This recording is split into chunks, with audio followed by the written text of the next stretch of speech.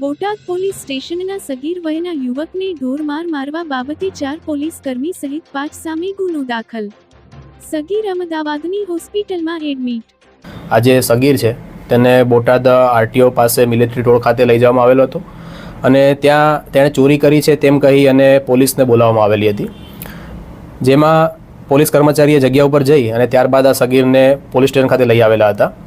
અને ફરિયાદની હકીકત મુજબ ત્યારબાદ તેને ડી સ્ટાફની ઓફિસમાં લઈ જઈ અને મારવામાં આવ્યો હોય તેવી હકીકત ફરિયાદમાં જણાવવામાં આવેલ છે. આ બનાવની ગંભીરતા ધ્યાને આવતા તરત જ બોટાદ પોલીસ અધિક્ષક દ્વારા આ સગીરને કયા કારણોસર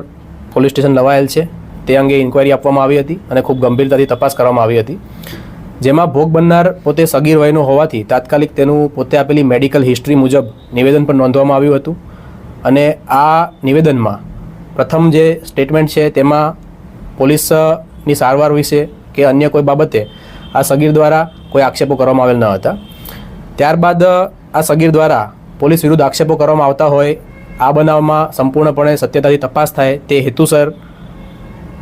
બોટાદ પોલીસ દ્વારા ફરિયાદ દાખલ કરવામાં આવી છે, જે તેની વાલીની હાજરીમાં દાખલ કરવામાં આવી છે, જેમાં બીએનએસની વિવિધ કલમો જેમ કે બીએનએસની કલમ 120(1), 127(8) તથા જુવેનાઇલ જસ્ટિસ એક્ટની કલમ 75, જેમાં જુવેનાઇલ હોવાથી તથા ગેરકાયદેસર રીતે કસ્ટડીમાં રાખવા બાબતે અને મારવા બાબતેની તમામ કલમો હેઠળ ગંભીર ગુનો દાખલ કરવામાં આવ્યો છે અને તેમાં હાલમાં કાયદેસરની કાર્યવાહી છે તે બોટાદ પોલીસ દ્વારા કરવામાં આવી રહી છે, જેમાં બોટાદ પોલીસ દ્વારા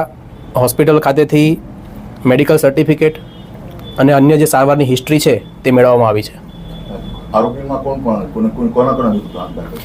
આ જે ફરિયાદ છે તે બોટાદ ટાઉન પોલીસ સ્ટેશનના જે કર્મચારીઓ છે તેમના વિરુદ્ધ દાખલ થઈ છે, જેમાં કૌશિકભાઈ જાની, અજયભાઈ રોગેશ, કુલદીપસિંહ અને અન્ય એક ઇસમ છે તેમના વિરુદ્ધમાં આ ફરિયાદ છે તે આપવામાં આવી છે, જેની તપાસ નાયબ પોલીસ અધિક્ષક શ્રી કક્ષાના